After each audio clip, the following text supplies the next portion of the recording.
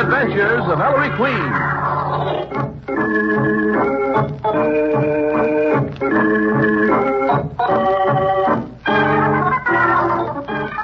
For all you men and women in the armed forces of the United Nations, a rebroadcast of radio's thrilling mystery drama, The Adventures of Ellery Queen. Now, here's Ernest Chappell to introduce the guests and the show. Ellery Queen invites you to match wits with him as he relates another story of a crime he alone unraveled.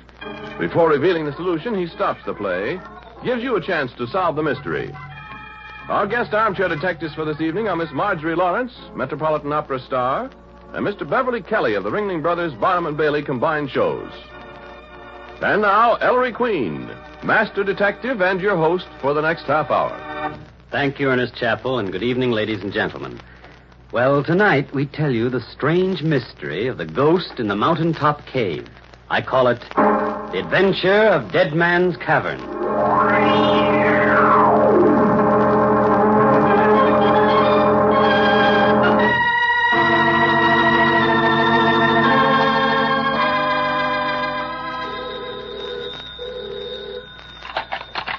Hello?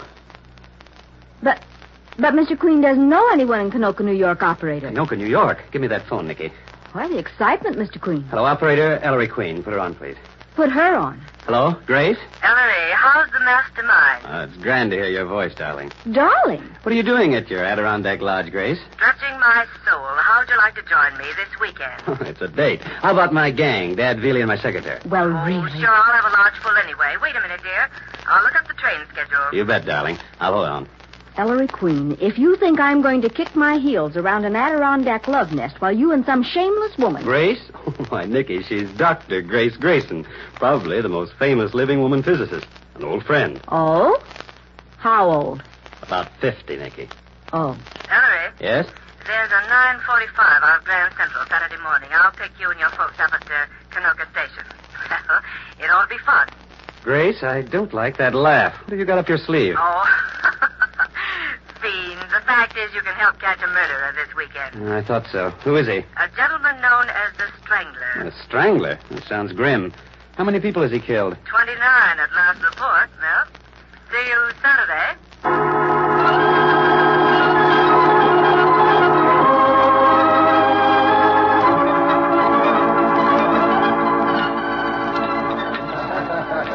Strangler. I could strangle you, Grace.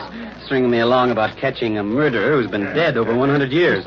Why didn't you tell me he's the ghost of a local legend? Well, I wanted to excite your curiosity, Ellery.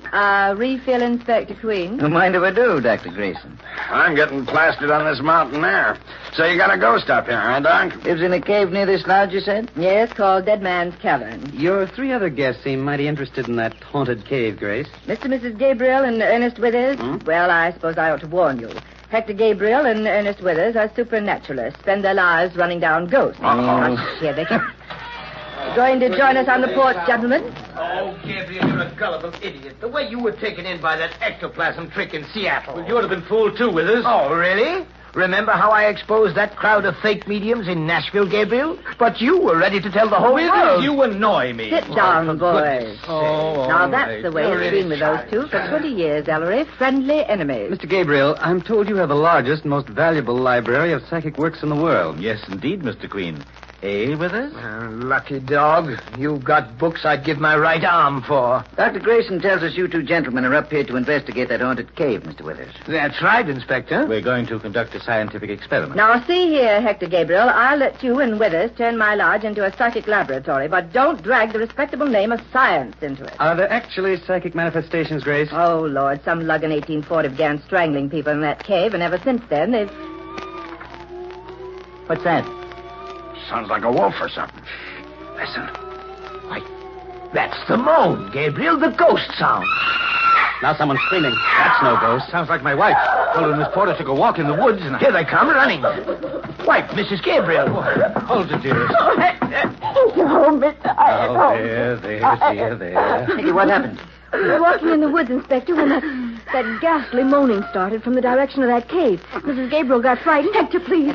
Don't you and Mr. Withers go near that cave. It's haunted. Why, Huldah, that's what Withers and I came here for. Yes, Mrs. Gabriel, if those moans were made by a ghost, it's our duty to psychic science. Now, see here. Those sounds are a natural phenomenon. Nothing ghostly about them. Then what made that noise, Dr. Grayson? My dear child, the cavern probably has a peculiar rock structure which causes it to catch the wind at the top of the mountain and then expel it with a moaning sonic effect. There it is again. Sure sounds funny, Harry. What do you think? I think, Dad, we'd better have a look at Dead Man's Cavern.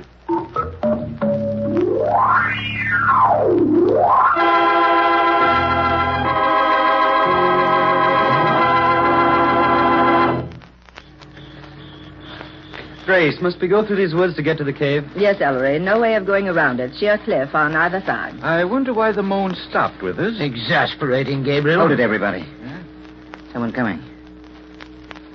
Sounds like a big, heavy man. Wasn't the strangler supposed to be big and heavy? Oh, nonsense, Sergeant. It must be Hank Pete. Oh, I was right. Hi, Hank. Howdy, Professor. You hear them moans from Dead Man's Cavern, too? Yes, we're going to the cavern now. Hank, these are friends of mine. How do you do? How do you do? All right, Billy, get moving. Strangler's getting pretty restless lately. Huh? Say, Daniel Boone, you don't believe in this ghost bunk, too. Man gets to believe in a lot of things, mister. Living alone up here in the hills. Just what is the story of this strangler, Mr. Gabriel? Well, some mountaineer, Mr. Queen, over... Let me tell him, Gabriel. He lured wayfarers into the cave, you see, and strangled them for their money. Nice fella. What did he do with his victims' bodies? There's a natural opening in the rear wall of the cave, like a window. It overlooks a lake, Inspector, the same lake that's behind my lodge. The strangler threw his victims out of that cave window into the lake 50 feet below. And ever since, them folks he strangled keep a moaning like you all heard. Oh, of all the succotash, Hank, the brute was finally caught and hanged. It's the ghost of the strangler. Murdered one of his victims all over again. Well, here we are. Right at the top of my mountain. Oh, there's a clearing here between where the woods stop and the entrance to the cave. Hey, ain't that a wooden door covering the entrance to the cave? Yes, Sergeant. Let's cross the clearing. Go ahead, really. How come a door, Grace? Hank Pete knows more about it than I do. Some city fella a few years back put the door in. Charged admission to see the haunted cave. Was his name P.T. Barnum? One night he was in here alone, and the moan started. He lit out like a buck deer, and he ain't been seen since.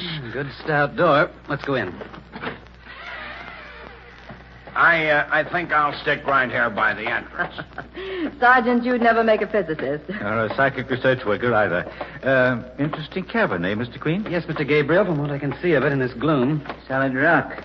Floor, walls, roof. The roof is really the inside of the very crest of the mountain, Inspector. And there's the window in the rear wall. Yes, this opening looks right out over the lake. Sheer drop of 50 feet. What kind of experiment are you gentlemen intending to conduct here, Mr. Withers? Well, Gabriel and I plan to spend an entire 24 hours in this cave, Inspector Queen, from 6 tomorrow morning until 6 a.m. the following day. We'll take food, water, blankets, oil lamps, and a sound recording apparatus. We want to be in here when the moaning begins. Very scientific, you see. Go ahead, jeer, you female Philistine. Billy, thought you weren't coming in. Well, I got lonesome out there. Say, supposing you meet up with this ghost, don't you gents think you better pack a rod just in case? If what's making them sounds could be shot, he'd be a dead ghost long ago. We're taking every precaution against the possibility that the moans are caused by a human agency. We picked tomorrow for our vigil because the weather forecast for tonight is heavy rain, and the rain will soak down the loose earth of the clearing in front of the cave. Yes, get it so soft that anyone approaching the cave will have to leave footprints in the mud. Well, let's go back, eh? Yes, but you gentlemen will leave footprints when you cross the muddy clearing tomorrow morning. We'll cross it barefoot to identify our own prints. Appears to me like you two fellas aim to tinker with trouble. My dear Pete, ghosts don't scare us. Gabriel, you have that new lock we brought out? Yes, Withers. There. And the key remains in my pocket. Well, that's all until tomorrow morning at 6. If you want to see us off, you'll have to be up early. We'll be up early, Mr. Gabriel.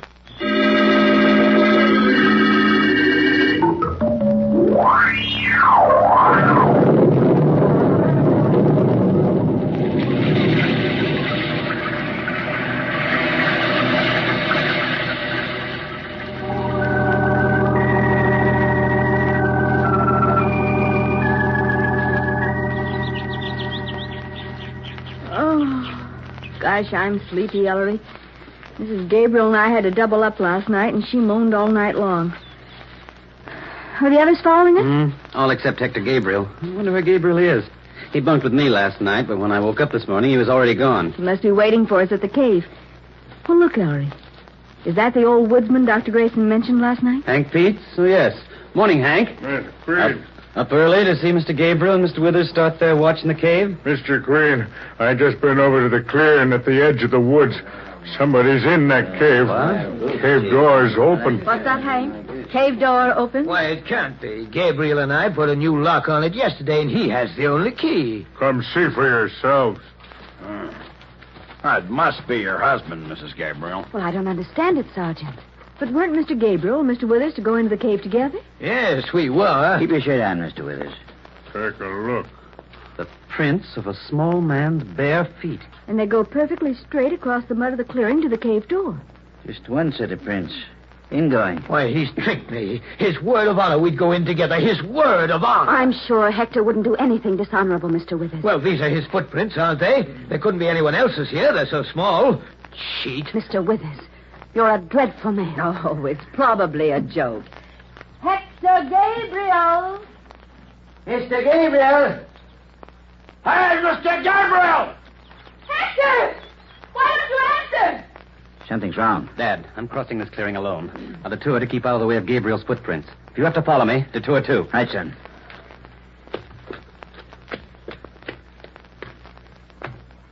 Dad, Billy. Coming, Henry. Come on, Billy. I'm coming.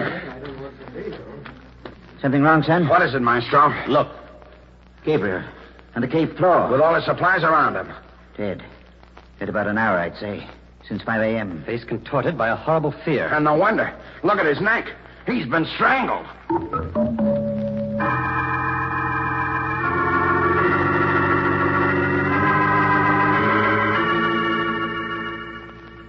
Well, son, I don't get it. Even these marks of strangulation are queer. You mean the upward-pointing thumb impressions at the back of Gabriel's neck? Yes. Why weren't the thumbprints in his windpipe? Who was that? It's Grace Grayson, Sergeant. You and Hank Peets didn't mess up Gabriel's footprints in crossing the clearing, did you? No, Ellery, we detoured, too. Poor Gabriel, I can't believe it yet. Hank, look at him. The ghost of the strangler, I told Will you. you stop jabbering about ghosts, Daniel Boone? You're scared. Get out of here. Stop it, Hank.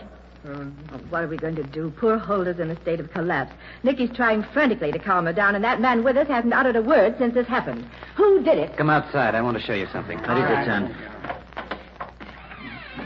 The only way Gabriel's murderer could have got into the cave was the way Gabriel got in, by crossing this muddy clearing. Well? Well, where are the killer's footprints? You didn't see no prints in this mud when we got here this morning, except the ones of Gabriel's bare feet, did you? I see.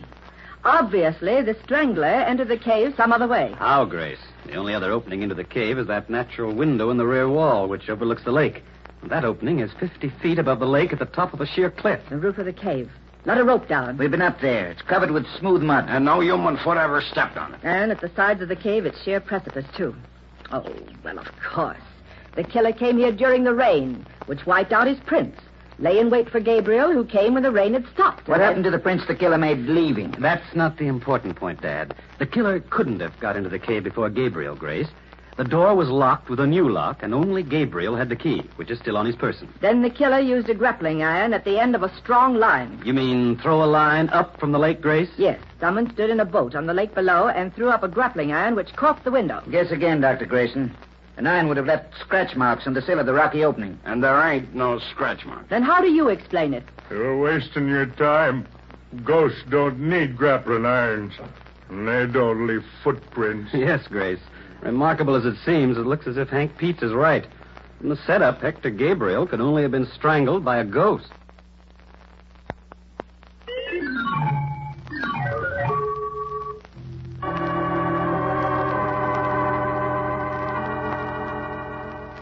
I don't know what I'm going to do. Alder, stop.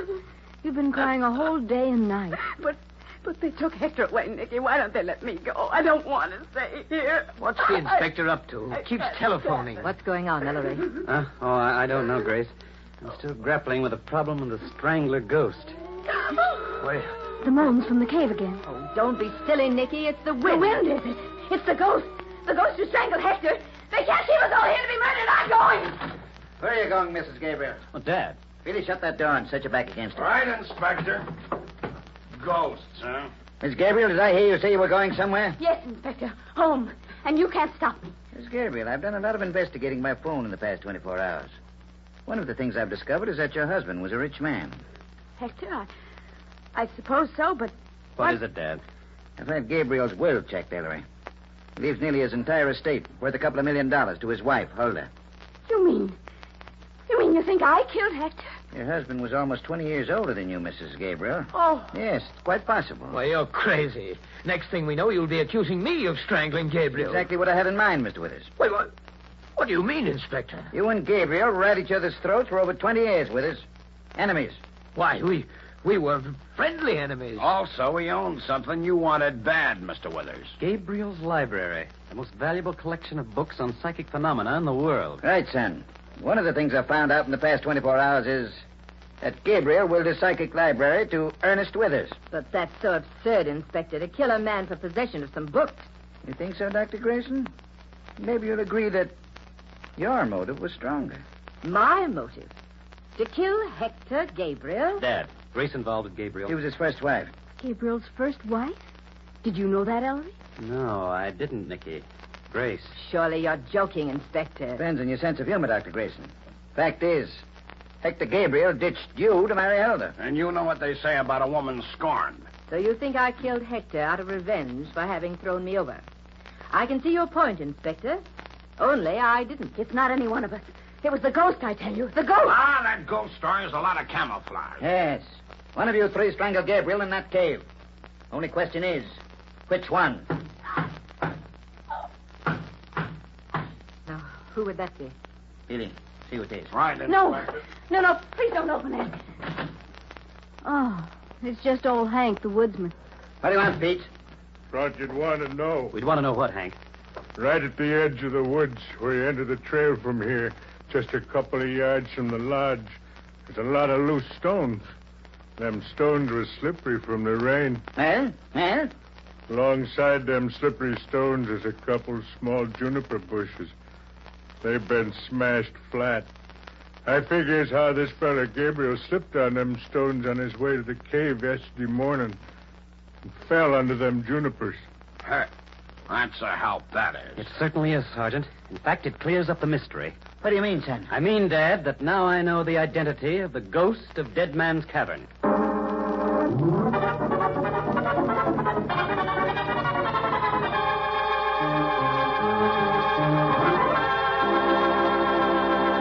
And there, ladies and gentlemen, you have the mystery of Dead Man's Cavern. Have you an answer to it? Well, suppose you compare solutions with our guest armchair detectives. Nicky, will you please introduce our guest? Well, Ellery, our first guest tonight is Miss Marjorie Lawrence, famous metropolitan soprano. Stricken with infantile paralysis a couple of years ago, Miss Lawrence has fought against this dread affliction courageously and successfully, as evidenced by her recent triumph in the role of Isolde at the Met. Our second guest tonight is Mr. Beverly Kelly of the Ringling Brothers Barnum and Bailey Combined Shows, or, as All America calls it, the Circus, now playing at Madison Square Garden. Mr. Kelly has described the Big Top to millions over the radio and is well-known author of books and stories on circus life. All right, Elliot? Thanks, Nicky. Miss Lawrence, who strangled Gabriel? Well, I don't think anyone strangled him. I think that he slipped and fell on those stones under the juniper bushes. Yes? I think the moaning sounds came from natural means somehow. The wind through the rocks or something. Yes? So that's what I would say. Well, thank you, Miss Lawrence. And now, Mr. Kelly, who do you think strangled Gabriel? Well, Ellery, if those footprints outside the cave weren't so small, I think we could blame it on Gargantua. But I think I'm going to put my money on Gabriel's first wife and say that he fell from grace. Well, thank you, Mr. Kelly. Well, how about it, gang? Think you've got the answer? The guests have had their say, and Ellery Queen will tell you the solution in just a few moments.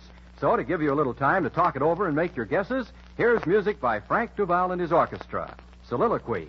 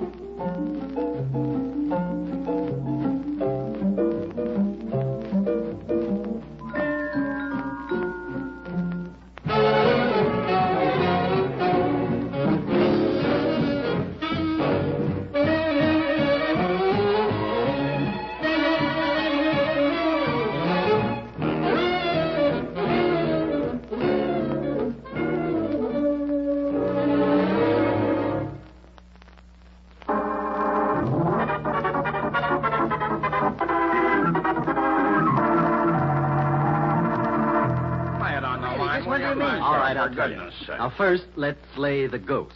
No ghost killed Hector Gabriel. The strangler's hands were human hands. They left human fingerprints deep in the flesh of Gabriel's neck and throat. Well, sure, that's right. Then those moans we heard must have been made by the wind through the cave, like Dr. Grayson said. Right, Sergeant. Now, since the strangler had human hands, he also had human feet. And human feet leave prints in mud. But Ellery, the only footprints in the mud were Gabriel's. One set, ingoing. I know. Gabriel choked in the woods and then staggered across the clearing alone to the cave to die. Nicky, you yourself pointed out that the trail left by Gabriel's feet across the mud was perfectly straight. Men dying of strangulation don't walk in a straight line. No. When Gabriel crossed that clearing, unlocked the door, and entered the cave, he was perfectly well. So the murder was committed in the cave. And for the murderer to have choked Gabriel in the cave, he had to get there. Problem. How did the killer cross that muddy clearing without leaving footprints? And the more you think about it, the more obvious the answer gets. Well, what do you mean? He crossed it on Gabriel's back. Gabriel carried him. But Ellery... I know, Dad. Other theories are possible, but my theory can be backed up.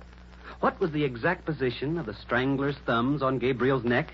The thumb marks pointed upwards on the back of Gabriel's neck. Which is possible only if at the time he committed his crime, the strangler was behind Gabriel. Strong confirmation that the strangler rode across that mud on Gabriel's back. And when Gabriel entered the cave, the person he was carrying began to choke him before even getting down. Oh, but Maestro, how did the killer make Gabriel carry him? Important question, Sergeant. Grown men don't play piggyback at 5 o'clock of an Adirondack morning. One person carrying another suggests that the person being carried had to be carried. An injury? Yes, Dad. Hank Beach just told us he'd found a place in the trail where someone had slipped on loose, wet stones and fallen into some juniper bushes. Hank opined it was Gabriel, because he thought Gabriel was alone. But since we know Gabriel carried someone, isn't it evident that it wasn't Gabriel who slipped and fell, but his companion? The killer faked a tumble, pretended to twist his ankle or something, said he couldn't walk, And Gabriel lugged him all the way through the woods to the cave. Exactly. And why? Deliberately to leave only one set of footprints in that mud, Gabriel's, to make us believe that the murder had been the work of a convenient strangler ghost of the haunted cave. All right. You've accounted for how the strangler got into the cave without leaving prints. Yeah, but how'd he get out, Maestro, without leaving him after Gabriel was dead? In the only way possible, through that natural window in the cave wall. What? Yes, for while no one could have got into the cave through the opening in the cave wall, someone could have got out simply by diving out into the lake below. Well, who did all this, son? Dad, where did Hank say he found the crushed bushes? At the edge of the woods as you went to the trail leaving Dr. Grayson's lodge. Yes. In fact, Hank said it was only a few yards from the lodge. But observe, the killer pretends to injure himself a few yards from the lodge, yet Gabriel carries him all the way through the woods to the cave. Why? Why didn't Gabriel carry him back the few yards to the house? Wouldn't he have done that if, say, his companion had been his wife or Dr. Grayson, or, in fact, anyone except one person? One but- person? There can be only one reason why Gabriel carried his companion all the way to the cave. And that was because he and the killer were bound for the cave. Because he and the killer were supposed to share the cave for the next 24 hours. Well, I'll be... Yes. Gabriel's companion, the man who got his victim up an hour earlier than planned on some trumped-up excuse, who wanted to kill Gabriel because he hated him for over 20 years, and because Gabriel had willed him his unique and valuable psychic library, that man could only have been Ernest Withers.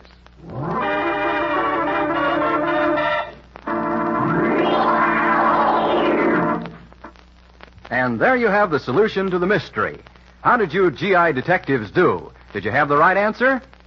Well, we have a few minutes remaining, so here's more music by Frank Duval and his orchestra. Dancing in the Dark.